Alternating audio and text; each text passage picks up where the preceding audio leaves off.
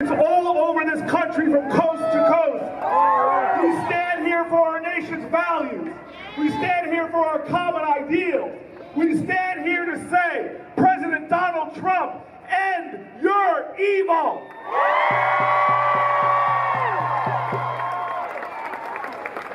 We come from a nation that stands for ideals and principles. We stand for justice.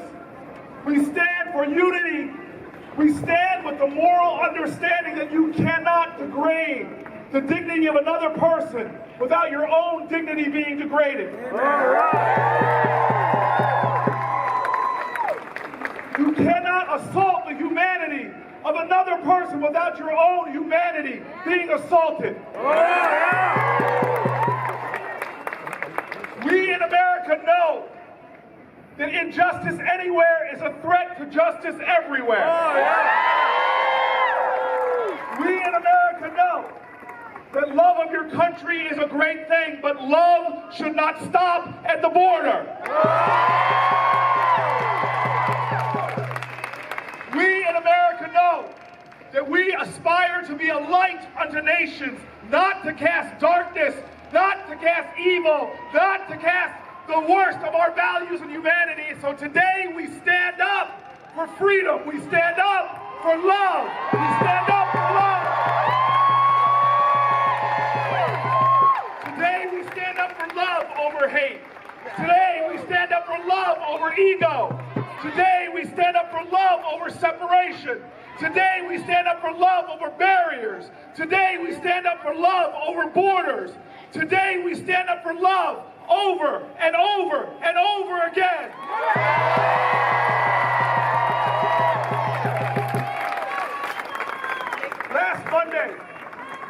Last Monday I crossed the bridge into Mexico. The Mexican officials told me, don't go further here. Please don't go further. The town isn't safe for you. I turned around and walked back over the bridge, and before I got to our immigration services, 3 Customs and Border Patrol people met me out on the bridge. They asked for my papers, and I gave them my passport. And then I asked them, what if I was someone coming to ask for asylum? What would you do? And they told me, I'm sorry, I would tell you that we're full, and we would turn you around. And I said, wait a minute. You would turn mothers with children or a baby back into a community that I was just told, 6'3" dude from Newark, I was just told I shouldn't go to because it wasn't safe. Our country would turn people around. And he said yes. And I asked, how long would the wait be? And he goes, I don't know, it could be days. The policy of this administration is against the laws of this land. The policy of this administration is not just legally wrong, but it is morally wrong. And we've seen these dark chapters before. When a ship coming from Europe during World War II, trying to escape the Holocaust, came to our land, we shamefully turned that ship around back to Eastern Europe, where people were killed in the Holocaust. We've seen these shameful chapters before, where we as a country have closed our doors to people based upon the color of their skin. And I had thought we in America had overcome those days. I had thought that we had advanced as a nation. But right now we face a perilous time, where we have a president in office who is trying to turn our country around, who is trying to push our nation back. And I stand with you today to say, no way, we will not go back. We will not turn around. But I want everyone to know, this is not just happening at the border. We see this administration and their policies separating families right here in New Jersey. We see this administration taking fathers that have been in this nation for 10 or 20 years and ripping them away from their children. We see this administration breaking up families and sending away parents. This is not the American way. This is not who we are. And we must fight.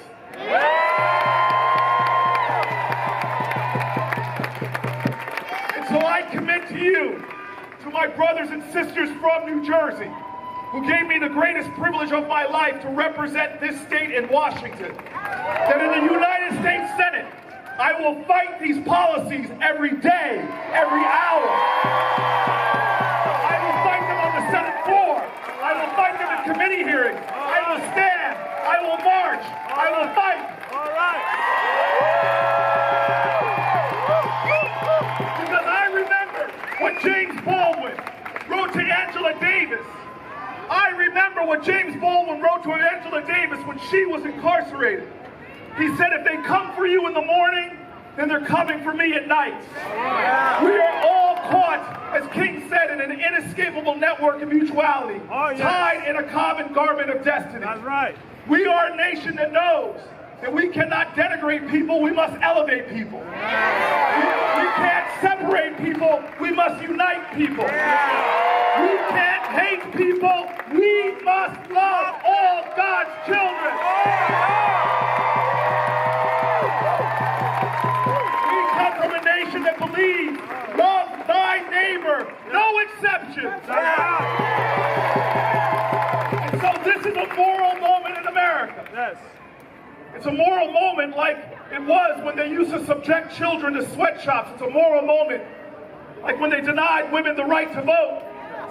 It's a moral moment like when they denied African Americans the civil rights and voting rights. Yes. And for all of you people who think that change comes from Washington, remember our history. It wasn't a bunch of men down in Washington that suddenly thought to themselves, yeah, those women should have a right to vote. It wasn't a bunch of men down in Washington. Strom Thurmond didn't suddenly say one day, you know what, those Negro people should have some civil rights. Change has never come from Washington. It has always come to Washington by the people. We, the people, must understand that the power of the people is greater than the people in power. And so, in this moral moment in America, it is not time to be a bystander or a spectator. Everyone must get on the field of justice and work and struggle and sacrifice, because we know what our ancestors said. If there is no struggle, there is no progress. And so today, I call upon all good people of conscience to remember that the opposite of justice is not always injustice. It is often apathy, indifference, inaction.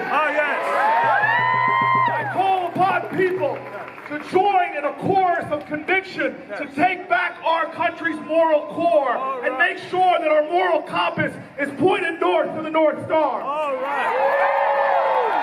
All those people here who have benefited from legacies of struggle, from people who met in church basements, from folk who met in barns plotting the greatest of all infrastructure projects in this country's history, the Underground Railroad. From folks who met in storefronts plotting workers' rights. We are here from their struggle. We are inheritors of their sacrifice. And we in this generation, we won't be called to storm beaches in Normandy.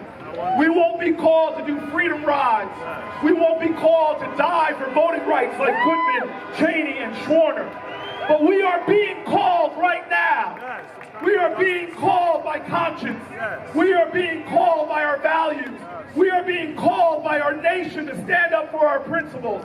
And we are being called by love to create in America a more beloved community where we love our neighbor, where we elevate the dignity of others, where we open our arms to the persecuted and the oppressed, where we make the light of America, the very torch of the Statue of Liberty, really stand for something. Where we can all join together, black folks and white folks and Latino folks, Christians, Jews, Muslims, all Americans, and join together and say, we are a land of liberty and justice for all people, for all